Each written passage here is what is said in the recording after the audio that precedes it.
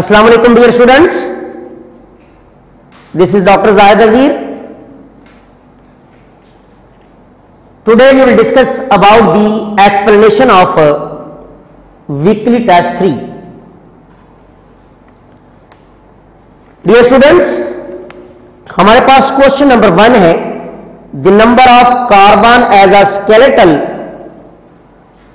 present in the glycerol molecule. तो as a skeletal carbon numbers in the glycerol molecule is option A 4, option B 3, option C 2, option D 1. तो हमारे पास option जो B है that will be the correct answer because number of carbon will be 3 in case of glycerol molecule. Then question number 2, 1 gram of lipids on metabolism can produce energy up to how many calories? Option A 4 calories, option B 3 calories, option C 8 calories, option D 9 calories. तो याद रखिएगा lipids twice energy generate करते हैं then that of carbohydrates and proteins. तो carbohydrate and protein 4 calorie and the lipids will be 9 calorie energy generate करते हैं जो हम डिस्कस कर चुके हैं in the lipids. Then question number 3, the sequence of element is essential for the senses of biomolecule in the living system. तो हमारे पास एसेंशियल एलिमेंट हमने पढ़े थे option A C carbon, hydrogen, oxygen, nitrogen, phosphorus and sulphur. Option B carbon, hydrogen, oxygen, nitrogen, potassium, copper. Option C carbon, hydrogen, oxygen, phosphorus, sulphur, magnesium. Option D the carbon, hydrogen, oxygen, nitrogen, sulphur and cobalt. तो हमारा जो option है true sequence है that is A, that will be carbon, hydrogen, oxygen, nitrogen, phosphorus and sulphur. Then question number 4, the properties of molecule to bind sugar, salts, ions and carried away in the system where they are needed. Option A cohesive forces, option B adhesive force, option C potential energy, option D free energy. तो याद रखिएगा कि in case of the water, salts, ions and sugars को bind करने वाली जो force है that will be adhesive force. तो answer should be B. Then question number 5, if during the biosynthesis process the monomers adjoin and forming complex monomers by loss of water. तो option number 1 जो लिखा है that is dehydration synthesis, 2 condensation, 3 hydrolysis, 4 isomerism. तो याद रखिएगा option हमारे पास 1 है that is the A 1 only, B 1 and 2 only, C 3 only, D 4 only. तो डिहाइड्रेशन सिंथेसिस और we can say that the condensation same process, both are same, so answer should be 1 and 2 only. Then question number 6, the breakdown of protein into amino acid by addition of water molecule in presence of enzyme biochemically termed as. तो याद रखिएगा जब addition of water होता है कोई भी polymer means protein टूट रहा है, एंजाइम प्रेजेंट है, तो प्रोसेस को हम नाम देंगे हाइड्रोलाइसिस. तो ऑप्शन में option A hydrolysis, B condensation, C dehydration synthesis, D polymorphism. So answer should be the A hydrolysis. Then question number 7, which one of the following molecules is most of dry weight of the cell. तो याद रखिएगा कि जब water को operate कर दिया जाता है तो जो ड्राई वेट बचता है दैट इज बायोमॉलिक्यूल. तो बायोमॉलिक्यूल में सबसे ज्यादा पाया जाने वाला जो बायोमॉलिक्यूल है दैट इज प्रोटीन. तो option A carbohydrates, B proteins, C lipids, D जो है वो न्यूक्लिक एसिड। तो answer should be what, the B. In case of question number 8, in the living cell polymers are breaks up into monomers subunits. 1 process called catabolism, 2 catalytic enzyme are used, 3 hydrolytic enzymes are used, and process called anabolism number 4.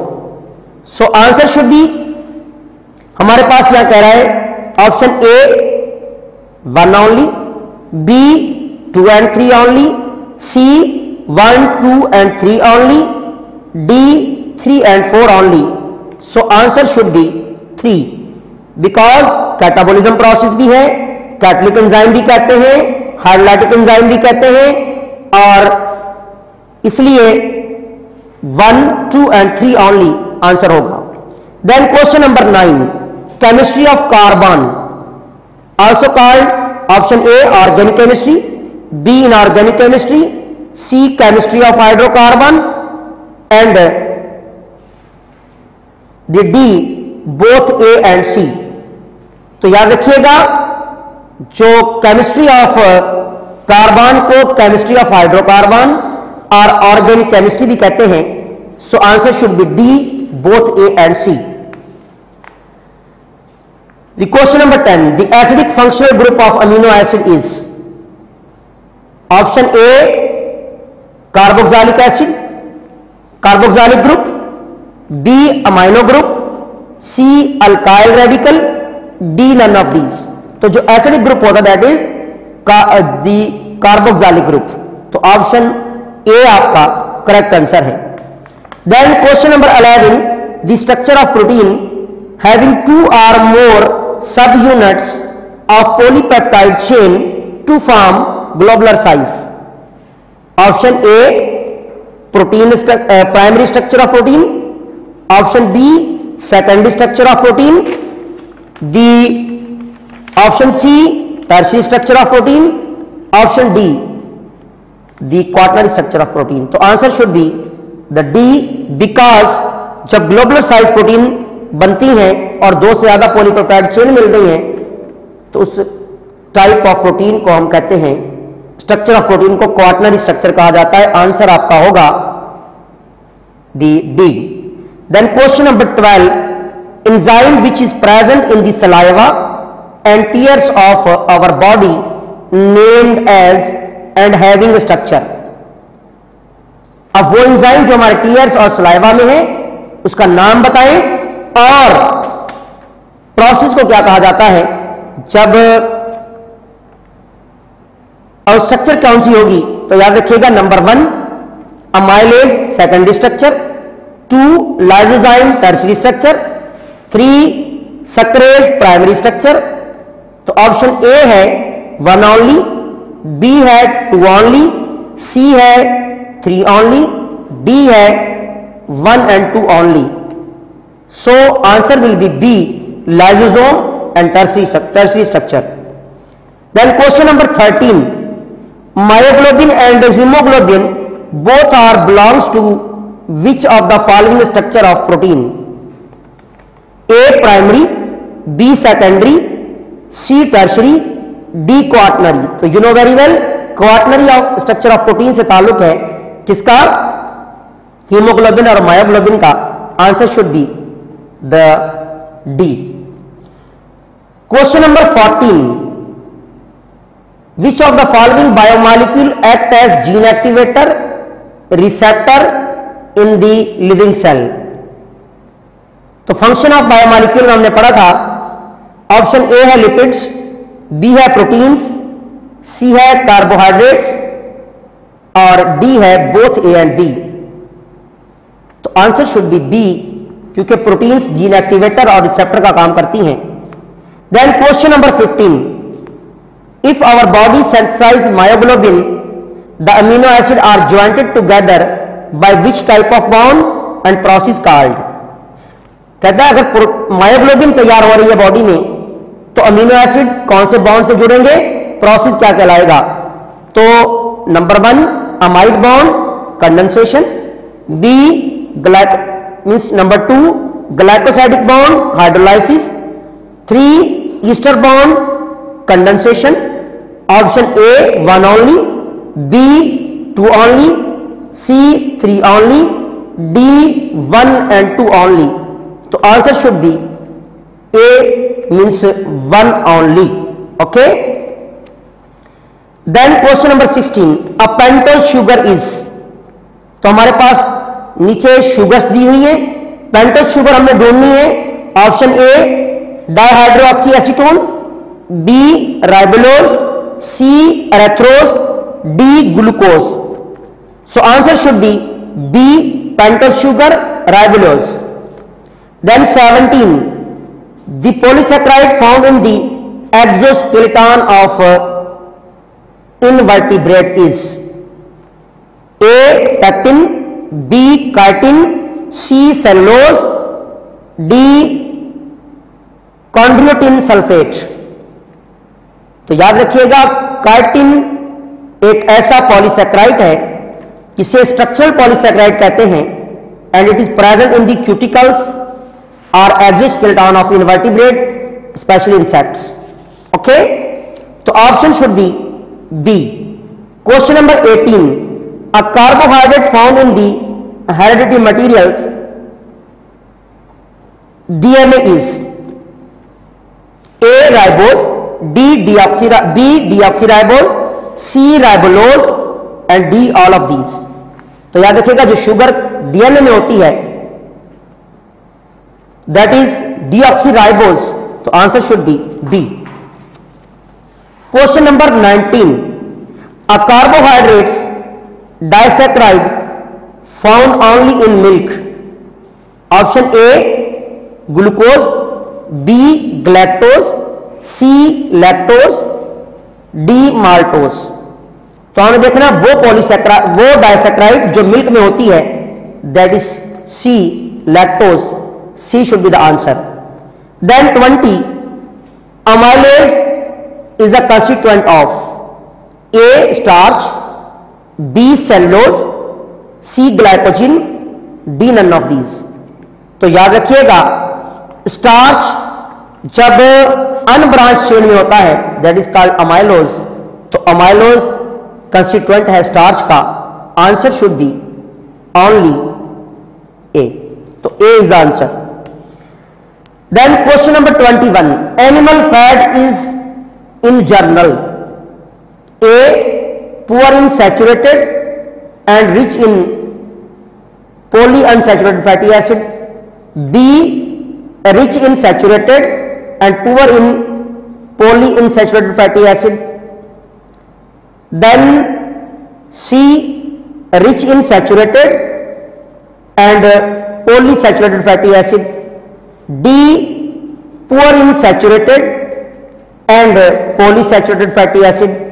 तो याद रखिएगा animal fats को हम कहते हैं saturated acyl glycerol, so answer should be B rich in saturated and poor in poly unsaturated fatty acids. Okay, answer should be B.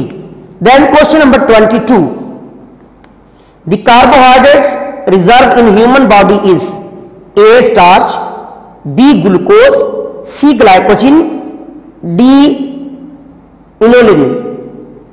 तो animal reserve sugar जो है दैट इज ग्लाइकोजिन, जो हमारे muscle और लिवर में होती है, so answer should be the C glycogen. 23, glycogen is present in all body tissues और organs except A liver, B brain, C kidney, D stomach. तो हमारे किडनी में ग्लाइकोजिन स्टोर नहीं होता, so answer should be C. Question number 24, which of the following is a structural polysaccharide, A cellulose, B glycogen, C chitin, D A and B. तो answer should be A and B, cellulose and chitin both are structural carbohydrates. Question number 25, from the given sugar, which one of them water insoluble and bitter in taste? Water insoluble, bitter in taste. A glucose, B sucrose, C starch, D dextrin. तो starch जो है that is the bitter in taste and insoluble, so answer should be C. Then question number 26. The triglyceride are called so: A because one fatty acid linked with 3 glycerol molecule, B because one glycerol molecule linked with 3 fatty acids, C because one glycerol molecule linked with 1 fatty acid molecule, D because only 3 glycerol is present in a such molecule. So answer should be the B, because 1 glycerol linked with 3 fatty acids. Question number 27. Fats are characterized as except A solidified at room temperature, B unsaturated glycerol, acyl glycerol, C as linolene, D as animal lipids. तो याद रखिएगा option C will be incorrect because oil act as linolene, not animal fats. So answer should be C. Question number 28. Which one of them act as insulating material for internal organs? A lipids, B nucleic acid,